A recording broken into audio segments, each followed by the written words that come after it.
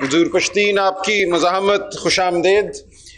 اب میں دعوت دوں گا ہمارے ملک کے صف اول کے دانشور، ہماری سیاست، خیبر پختونخوا کی سیاست، پاکستان کی سیاست سے 5 دہائیوں سے منسلک جناب افراسیاب خٹک کو، اور میری گزارش یہ ہوگی خٹک صاحب سے کہ جو باتیں ہم نے سنی بابا جان سے، پلیجو صاحب سے، منظور پشتین سے، یہ مسئلہ کیا ہے، اس ملک میں کیا ہو رہا ہے، کیا وجہ ہے کہ وہ گلگت بلتستان ہو، وہ خیبر پختونخوا ہو، وہ سندھ ہو، جو شکایات ہم سن رہے ہیں اس ریاست کے کا کیا وہ کانٹرڈکشن ہے، کیا وہ خوف ہے، کیا وہ خطرہ ہے جس کی وجہ سے اس بربریت کا سامنا اتنے لاکھوں کروڑوں لوگوں کو کرنا پڑ رہا ہے۔ شکریہ۔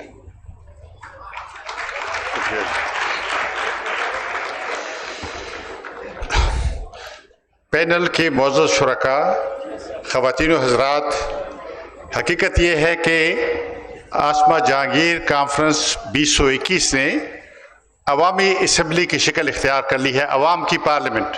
جس طرح کی بحث آپ سن رہے ہیں، جس طرح کی باتیں سن رہے ہیں، جس آزادی سے بات ہو رہی ہے، میں سمجھتا ہوں کہ آسما کو ہم خراج تحسین پیش کرنا چاہیں گے کہ ان کی موت کے بعد بھی ہم نے یہاں ان کے نام پہ ایک مکالمہ سنا ہے، سب نے اپنی اپنی بات کہی ہے اور سب اپنی بات کہہ رہے ہیں۔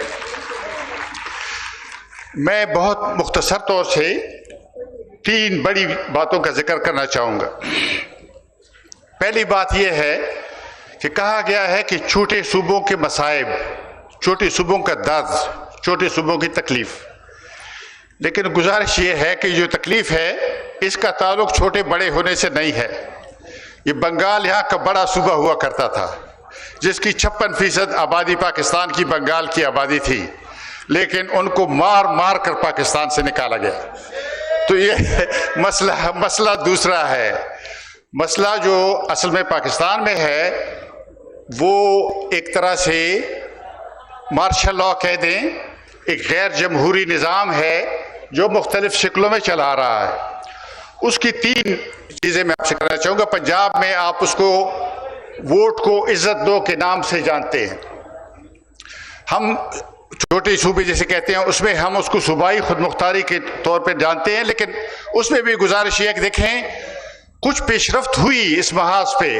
آپ نے دیکھا چارٹر آف ڈیموکریسی 2006 میں اس پر دستخط ہوئے، 2 بڑی پارٹیوں نے وہ بنایا، پھر ساری پارٹیوں نے اس کو قبول کیا، جس میں کہا گیا کہ جو کنکرنٹ لسٹ ہے اختیارات کی اس کو ایبالش کر دیا جائے گا، اس کو ختم کر دیا جائے گا۔ یہ 2006 میں فیصلہ ہوا، اور آپ نے دیکھا 2008 کے الیکشن کے بعد ایک جمہوری دور شروع ہوا تو آپ نے دیکھا کہ آئینی اصلاحات ہوئی، اور آئینی اصلاحات میں سب سے بڑی اصلاح جو ہے وہ 18ویں ترمیم تھی، اور آپ نے دیکھا کہ 18ویں ترمیم پہ سارے صوبوں کے سیاستدانوں نے دستخط کیے، ان چیزوں پر دستخط کیے۔ پختونخوا کے نام پر ہم سب لوگوں نے جیلیں گزاری ہیں، وہ کہتے ہیں اب کیوں پختونخوا کہتے ہیں، وہ اب ہمارے آئین میں شامل ہے۔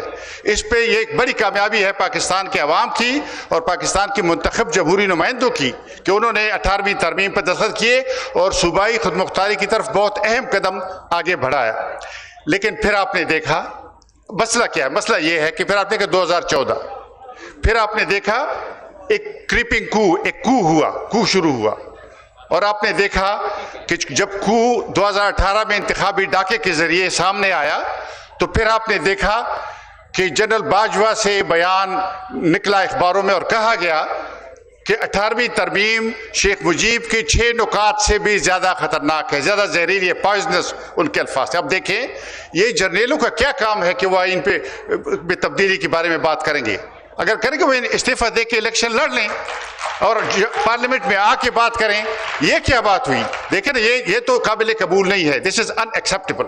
دیکھیں نا، اگر آپ یہ جرنیل اس طرح بات کرے گا تو پھر تو جرنیل کے مقابلے میں مجھے جرنیل لانا ہونا گا، یہ کیا بات ہے؟ اصل بات یہ ہے کہ پاکستان میں جمہوری قوتیں آہستہ آہستہ اس مسئلے کو حل کرنے کی طرف بڑھی ہیں، لیکن ان کا راستہ روکا جاتا ہے، اور پھر آپ نے دیکھا کہ وفاقی جمہوریت کا راستہ روکا گیا۔ تو اصل مسئلہ، پہلا بڑا مسئلہ یہ ہے۔ دوسرا بڑا مسئلہ جو پختونخوا کو درپیش ہے، منظور پشتین صاحب نے آپ کو تفصیل سے بہت ساری چیزیں بتائی، میری گزارش یہ ہے action in aid of civil power ایک کالا قانون ہے۔ یہ کالا قانون ہمارے صوبے میں نافذ ہوا، پشاور ہائی کورٹ کے چیف جسٹس نے اس کو رد کیا، اسے کہا یہ آئین کے خلاف ہے۔ سپریم کورٹ میں جیسے ان کا طریقہ یہ آئے اور انہوں نے ایک اسٹے ڈالی ہے، وہ اب تک چل رہا ہے۔ ہماری درخواستیں سپریم کورٹ میں پڑی ہیں، ان کی سماعت نہیں ہوتی۔ تو یہ انہوں نے کیا ایکشن ایڈ کیا ہے، یہ مارشل لا ہے۔ کیوں مارشل لا ہے؟ اس لیے کہ فوج سول لوگوں کو گرفتار کر سکتی ہے، اس لیے کہ فوج جیل خانے چلا سکتی ہے۔ یہ انٹرنمنٹ سینٹر جو ہیں یہ پاکستانی گوئنٹنامو بے جیسے امریکہ نے جیل خانے بنائے ہیں اپنے ملک سے باہر اپنے قانون سے بچنے کے لیے، یہ ہمارے ملک کے اندر انہوں نے بنائے ہیں مارشل لا۔ تو یہ مارشل لا جو ہے یہ ختم ہونا چاہیے۔ جب تک یہ مارشل لا، یہ تو ایسی ہے جیسے انگریز باقی ہندوستان میں آئینی اصلاحات کرتا تھا، لیکن ہمارے لیے اسپیشل لاز، کیونکہ وہ کہتے ہیں زار روس سے ہمارا مقابلہ ہے، اسٹریٹجک ایریا وغیرہ۔ تو اب وہ یہ جو ہے، یہ سب سے بڑی بات یہ ہے کہ ہمیں ایک طرح سے پاکستان کے آئین میں جو بنیادی حقوق ہے وہ ہمیں حاصل نہیں ہے ایکشن ان ایڈ کی وجہ سے۔ تو یہ جو پرماننٹ مارشل لا ہے ہم اس کو رد کرتے ہیں، ہم کبھی اس مارشل لا کو نہیں مانیں گے۔ ہاں اگر آپ زبردستی کرتے ہیں، میں ایک بات عرض کرنا چاہتا ہوں، 100 سال ہم نے آزادی کی جنگ لڑی ہے، باچا خان نے 1921 میں آزادی کی جنگ شروع کی ہے۔ آپ ہمیں آزاد لوگوں کی طرح ٹریٹ کریں، اگر نہیں کریں گے تو ہم کہہ دیں گے کہ آپ کلونیل ماسٹرز ہیں۔ کلونیل ماسٹرز زبردستی کر سکتے ہیں لیکن ایک دن پھر ان کو جانا ہوتا ہے، آپ کا بھی پھر یہ ہوگا۔ تو دوسری بات یہ، تیسری بات یہ ہے کہ جو پاکستانی جرنیلوں کی افغان پالیسی ہے اس کا خمیازہ بھگتنا پڑ رہا ہے پشتونخوا کو۔ طالبانائزیشن آپ نے دیکھا، یہ کہتے تھے کوئی طالبان نہیں ہے، یہ کہتے تھے یہاں کوئی ٹھکانے نہیں ہے، لیکن آپ نے دیکھا کہ افغانستان میں طالبان کہاں سے آئے؟ یہاں سے گئے، پورا لشکر یہاں سے گیا، لڑائی لڑی، اور اس لڑائی میں اور ہمارے لوگوں نے ان کا ساتھ دیا، ان کی رہنمائی کی اور افغانستان پہ قبضہ کر لیا۔ اسٹریٹجک ڈیپتھ جو یہ کرنا چاہتے ہیں ضیاء الحق کے وقت سے، اور اس کے لیے اب کہتے ٹی ٹی پی، یعنی ادھر بھی طالبان، ڈیورل لائن کے اس طرف تو طالبان آ گئے، ادھر بھی یہ طالبان لانا چاہتے ہیں۔ اب دیکھیں نا جی، وہ اگر دہشت گرد ہیں، اگر انہوں نے ہزاروں لوگوں کو مارا ہے تو آپ ان سے اس طرح کے مذاکرات کریں گے۔ ان کا کہنا یہ ہے، آج جو خبریں آئی ہیں وہ کہتے ہیں کہ جو فاٹا کا مرجر ہوا تھا اس کو ختم کرنا چاہتے ہیں ٹی ٹی پی والے۔ اب ذرا یہ سننے کا مقام ہے، یہ سر دھننے کا مقام ہے کہ آپ دہشت گردوں سے مذاکرات کر رہے ہیں، وہ کہتے ہیں یہ آپ مرجر ختم کریں گے۔ کیوں؟ اس لیے کہ وہ ظاہر ہے کہ طالبانائزیشن پورے پاکستان میں یک دم نہیں ہو سکتی، تو وہ ایک علاقے کو جس طرح سے وہ پرانے گوریلا جنگوں میں لوگ کرتے تھے، لبریشن ایریا، لبریشن زون بناتے تھے، وہ ایک طرح سے اپنا زون اس کو بنانا چاہتے ہیں اور اس کے لیے وہ الگ کرنا چاہتے ہیں، اور آپ اس کو ان مسئلوں پر اس سے بات کرنا چاہتے ہیں۔ کیا ٹی ٹی پی کی لڑائی اس لیے تھی، یہ دہشت گردی اس لیے تھی؟ تو بڑا دوسرا مسئلہ بڑا یہ ہے، میں سمجھتا ہوں۔ تو یہ اگر یہ تین مسئلے جو میں نے بتائے نا، جو وفاقی جمہوریت کا نہ ہونا، جو انٹرنلائز بھی نہیں ہوا، عملی بھی نہیں ہوا، دوسرا ایکشن ایڈین سیل پاور، تیسرا جو ہے وہ طالبانائزیشن، اور یہ جو ابھی تازہ مرحلہ ہے، تو یہ میں سمجھتا ہوں بڑے بنیادی مسئلے ہیں۔ اور اس میں سب سے خطرناک بات میں سمجھتا ہوں، سب سے خطرناک وہ یہ پہلا والا مسئلہ ہے، غیر اعلانیہ مارشل لا۔ غیر اعلانیہ مارشل لا سے یہ ملک نہیں چلے گا۔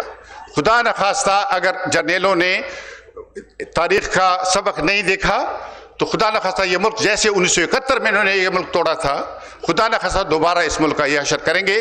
میں عطا شاد کے شعر پر اپنی بات ختم کرنا چاہتا ہوں کہ موم کے مکانوں میں دھوپ کی تمازت ہے، موم کے مکانوں میں دھوپ کی تمازت ہے، وہ بھی لے کے آئے ہیں سائبان شیشے کا۔ بہت شکریہ، بہت شکریہ، بہت شکریہ خٹک صاحب۔ اب میں دعوت دیتا ہوں بلوچستان کی